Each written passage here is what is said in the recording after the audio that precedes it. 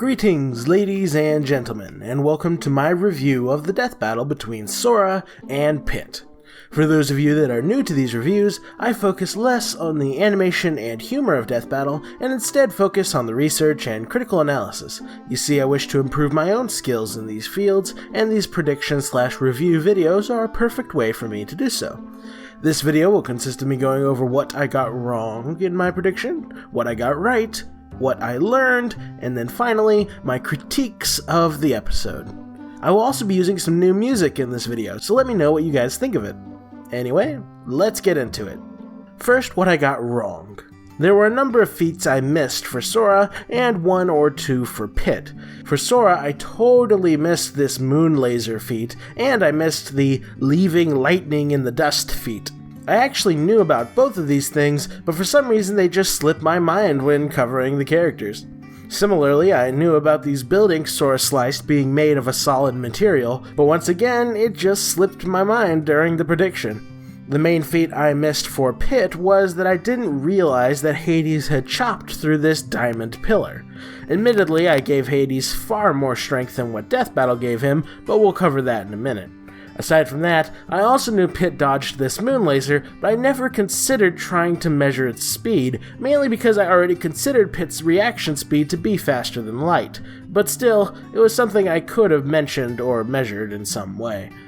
Aside from that, the majority of the feats that Death Battle covered that I didn't were largely due to me running out of time in my prediction. Also, there were a few discrepancies between my measurement of certain feats and Death Battle's measurements, but those discrepancies are better suited to my critique section, so I'll cover them there. That said, I have to give some kudos to Death Battle for some of their calculations. The measurement of this boulder was well done, and the use of the International Space Station as a measuring tool for the Lunar Sanctum was pretty clever. Anyway, that's it for what I got wrong. Now for what I got right.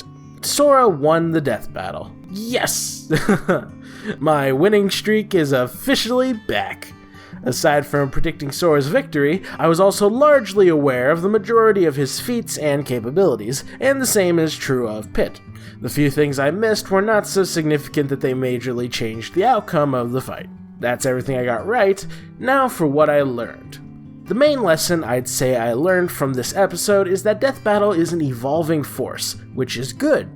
As time has gone on, their understanding of physics and engineering has only gotten better and better. However, an unfortunate side effect of this is that, as you go further back in time, their analyses in death battles of previous seasons get less and less reliable.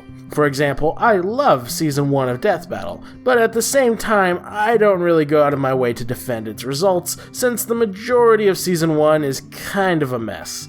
At that point in time, each episode of Death Battle was written, researched, edited, and animated by one man, all in the span of 2 weeks. That means the episodes in Season 1 had about as much time put into them as my predictions. As such, Season 1 isn't very reliable, and that's not just me saying that. Ben Singer himself has said he would like to go back and redo all of Season 1, so clearly they feel similarly. Unfortunately, this unreliability also extends into Season 2.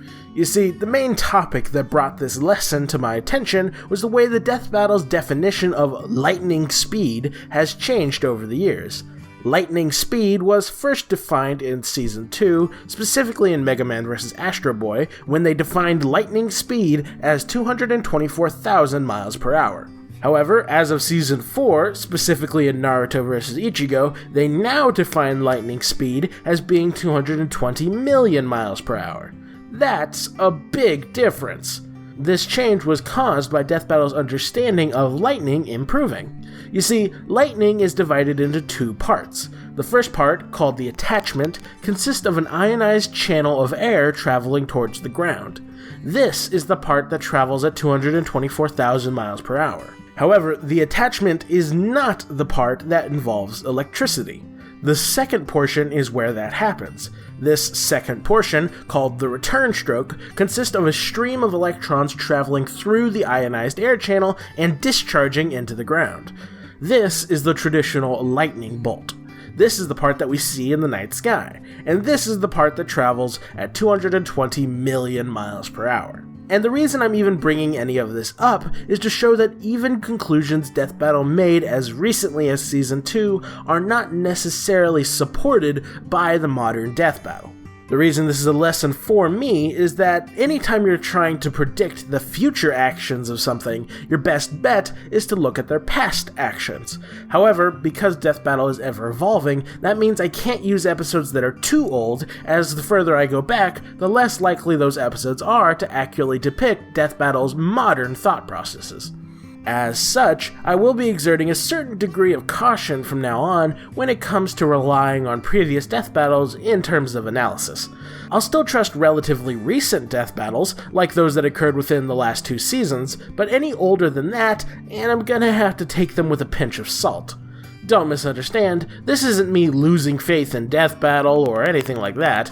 This is Death Battle themselves saying that their earlier work may not be accurate, so I'm just adjusting my research methods accordingly. That's everything I learned, now for my critiques. Now, while people are still differing regarding who they think should have won, I think we can all agree when I say both Sora and Pit were lowballed, to put it lightly. However, how they were lowballed is quite different. The main way they lowballed Sora was in how they excluded drive forms and excluded anything that wasn't in the Kingdom Hearts games themselves. However, while I don't agree with those choices, it's also entirely a matter of opinion.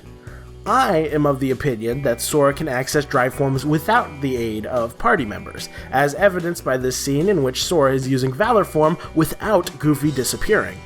However, in gameplay, you do need allies in order to use drive forms, and Death Battle decided to take the gameplay as the final word on the topic, which is fair. That's their opinion, and while I don't agree with their opinion, it's also not technically a mistake. It's not something I can critique. Similarly, Death Battle never brought up any of the information or feats from Hercules from his movie, or for Cloud, Tifa, and Sephiroth from their games. However, at the same time, Death Battle never weighed in and officially stated that they were excluding those resources either. They just sorta never brought it up. If they had specifically stated they were excluding those resources, I would have had some critiques, but they didn't do that. They just avoided the topic entirely. As such, I don't really have anything to say on that. In short, while they did lowball Sora, they did so in ways that I can't really criticize. Kingdom Hearts is a unique creature, and there's room for interpretation regarding the capabilities of the characters, so me and Death Battle having differing opinions on the topic is understandable. However, the way they lowballed Pit is not something I can so easily dismiss. When I was watching the analysis of Pit, I just started feeling worse and worse for him as time went on. They lowballed so much of his capabilities, from his speed to his durability to his arsenal. You'd think I'd be happy to see Pit lowballed since I was rooting for Sora, but I honestly wasn't. I wanted to see Sora defeat Pit at his maximum potential. I wanted to see Final Form Sora duking it out with the Great Sacred Treasure.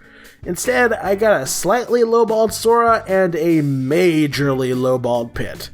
It was less like a battle and more like shooting old Yeller. It wasn't satisfying. I was happy Sora won, make no mistake, but it didn't feel like an honest victory. Let's actually get into the details here. First off, let's cover how they measured Hades and compare it to how I measured him. Death Battle measured Hades' destructive potential based off of him cleaving this diamond pillar, and they estimated that he was as strong as 30 tons of TNT. I measured Hades' destructive potential based off of him leaping into the air at high speeds in this scene here, and I estimated that he was as strong as 7.5 megatons.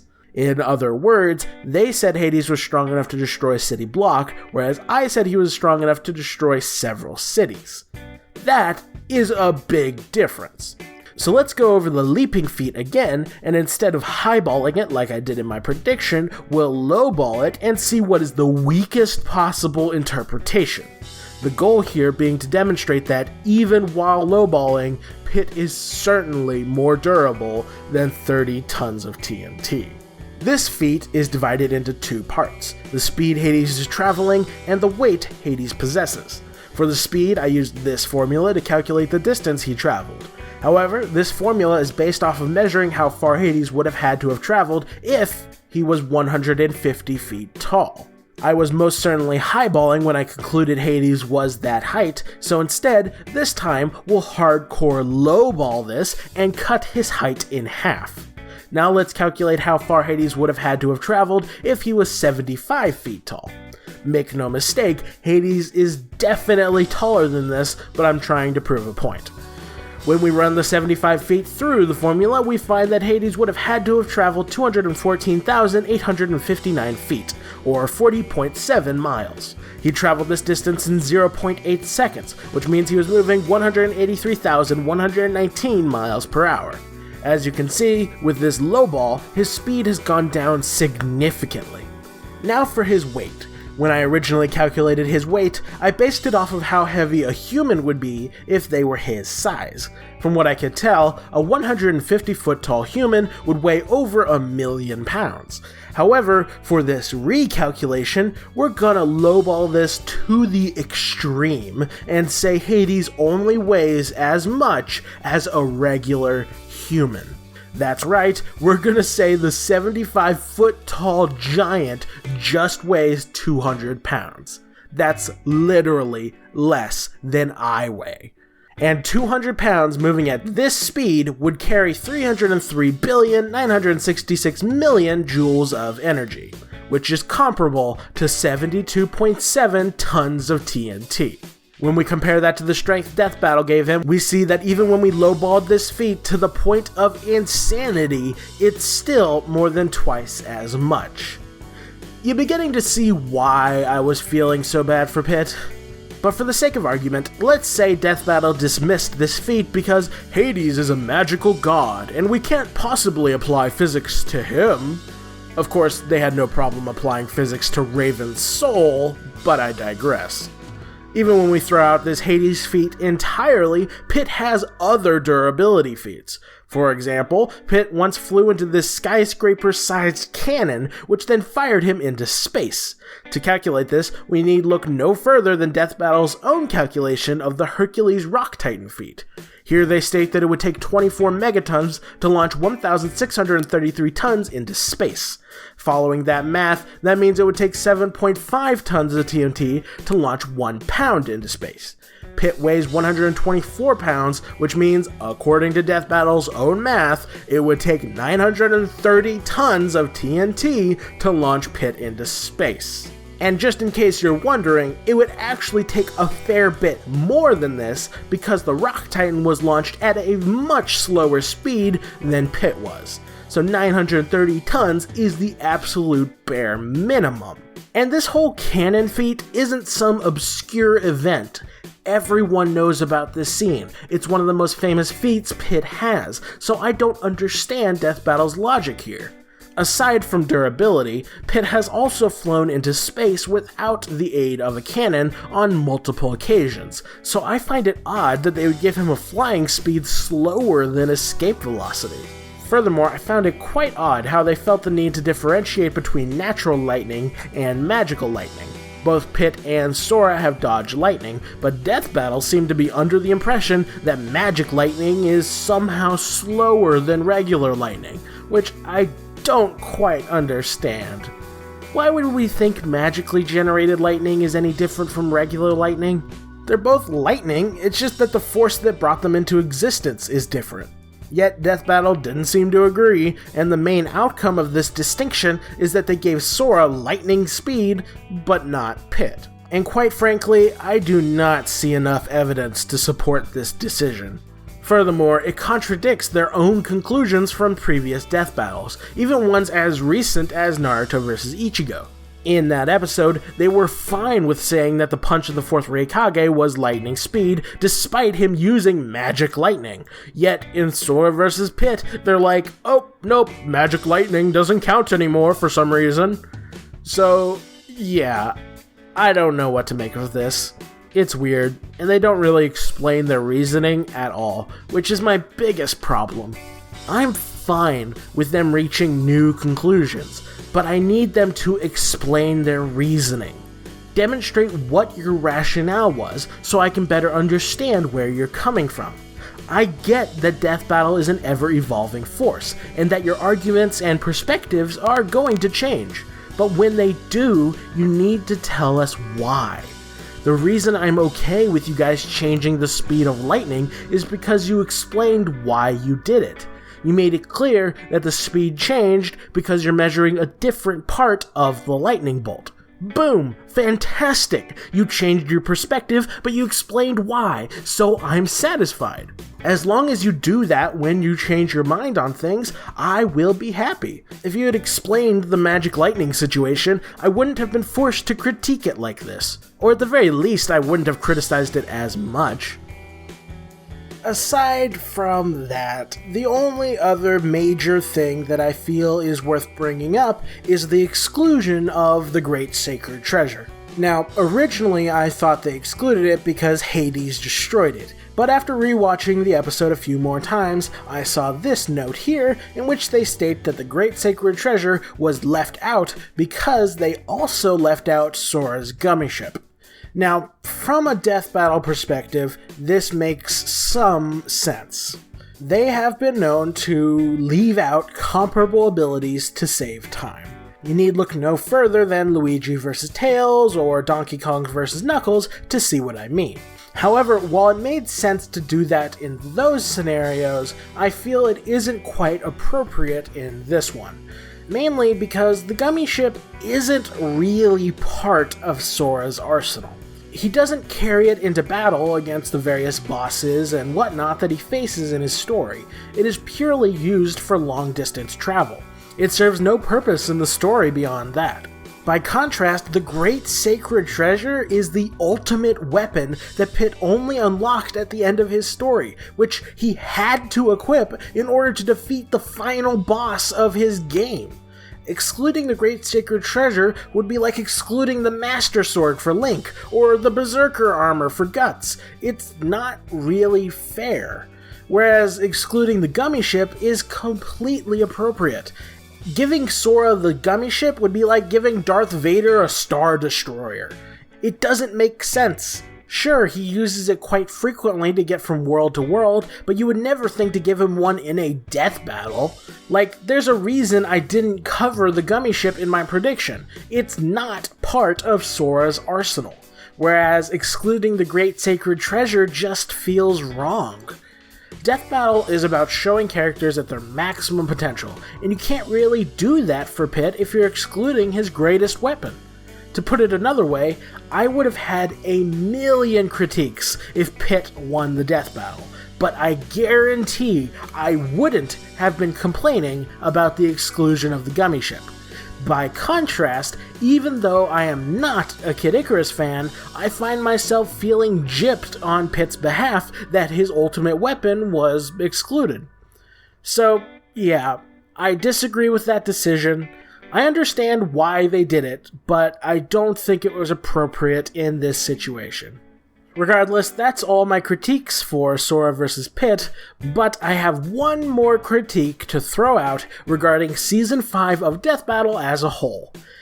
It seems to me the Death Battle has been making more mistakes than usual this season. I'm far from a master of research, but even I've managed to show that their research hasn't been perfect. And I think I've reached a conclusion regarding why this has been happening. I don't think Death Battle is giving themselves enough time to research. I've been thoroughly researching characters for over a year now, and one lesson that I've been trying not to think about is the fact that you simply cannot research and analyze an entire character's history in 1 week. In fact, if I were to give an average, I'd say it takes at least 1 month to perfectly research and analyze every tiny detail available about a character. With older characters, it can take several months. Back in the old days, specifically early Season 2 of Death Battle, they had a system in which they would only upload a Death Battle when they were completely done researching and analyzing it. The upside was that they made far fewer mistakes. The downside was that their upload schedule was very erratic. We'd sometimes have to wait several months for the next Death Battle to come out. However, as of Season 3 onwards, they adopted a new system. Now they work on a schedule, and their videos have a very specific time period in which they must be researched, analyzed, edited, and uploaded.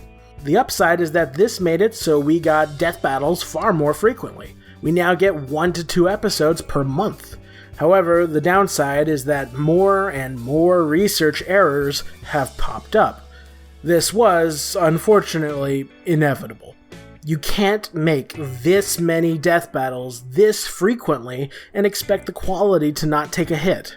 Between Season 3 and 4, we now get an average of 15 death battles per year. That's 30 characters they have to research.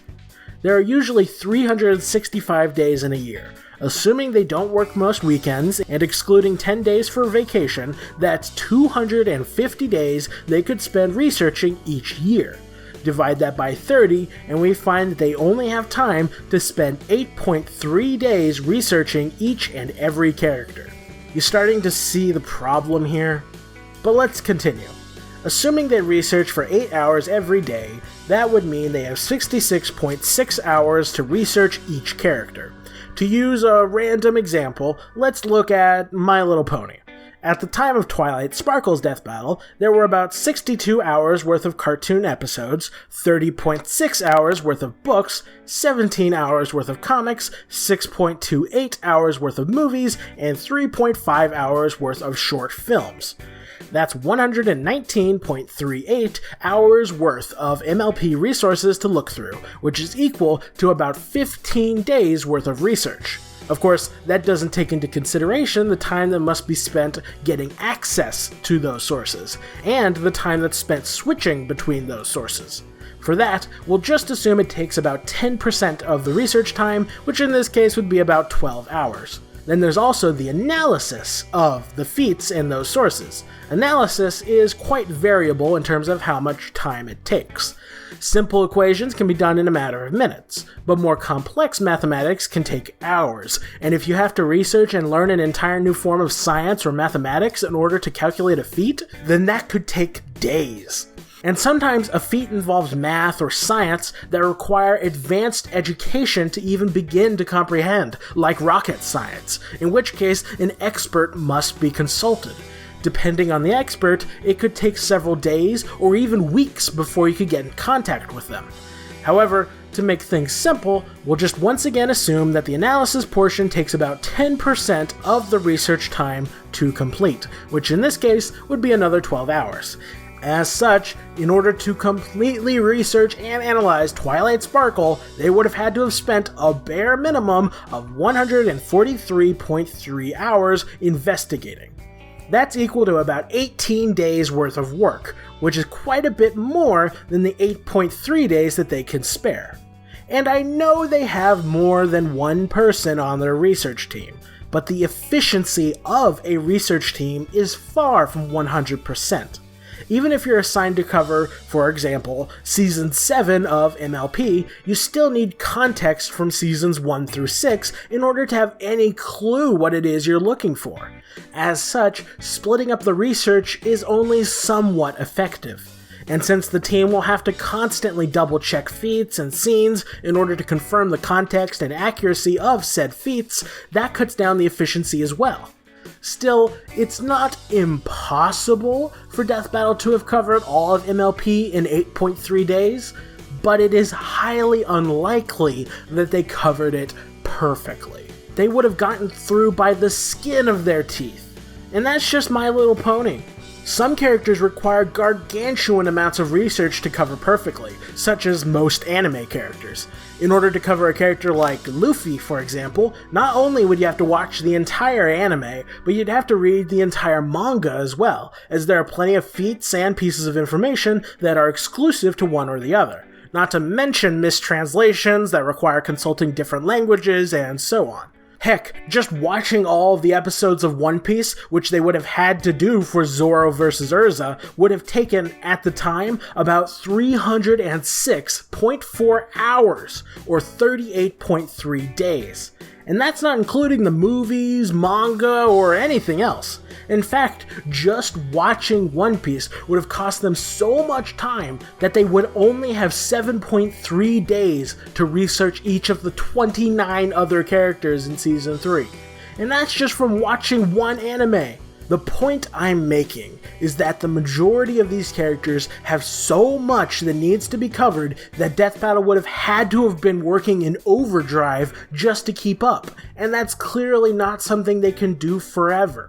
Eventually, they would have to start cutting corners in order to meet deadlines, which means they would inevitably make some mistakes.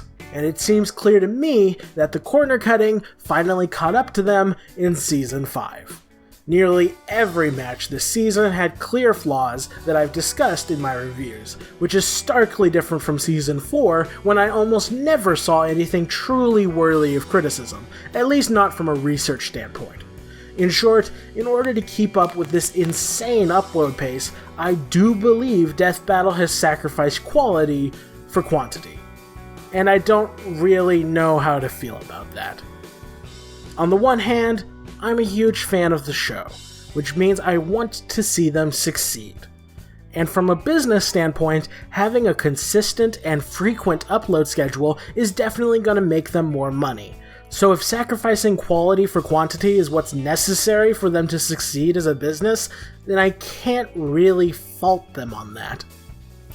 On the other hand, I'm a fan almost exclusively because I love the research and analysis that they pour into every episode, and as it stands, they're sacrificing quality research in exchange for mass production, and I can't really support that.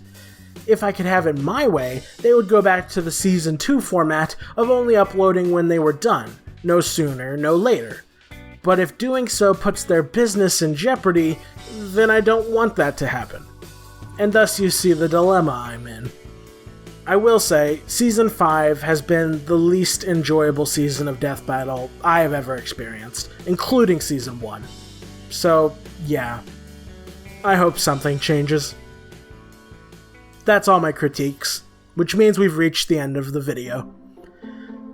I hope you guys enjoyed Sora vs. Pit, and I hope you guys enjoyed this video. I personally found Sora vs. Pit to be a little disappointing. I've never been more excited for a death battle than I was when I heard Sora was in the next time, and, well, it didn't really live up to expectations. Regardless, that's just me, and I'm sure plenty of you guys enjoyed it.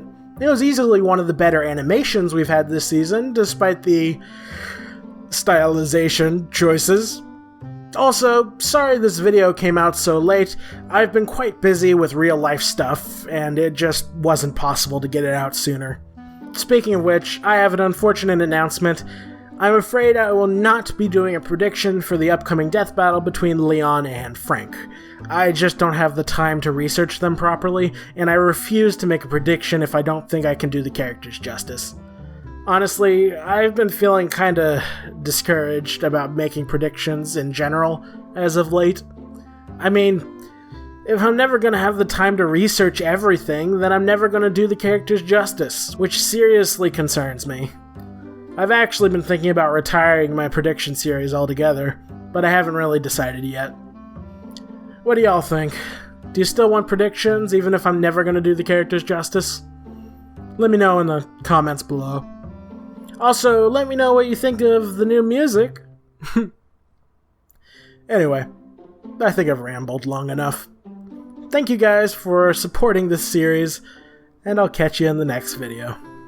Like if you enjoyed the video, comment if you got something to say, subscribe if you want to see more, and as always, have a fantastic day.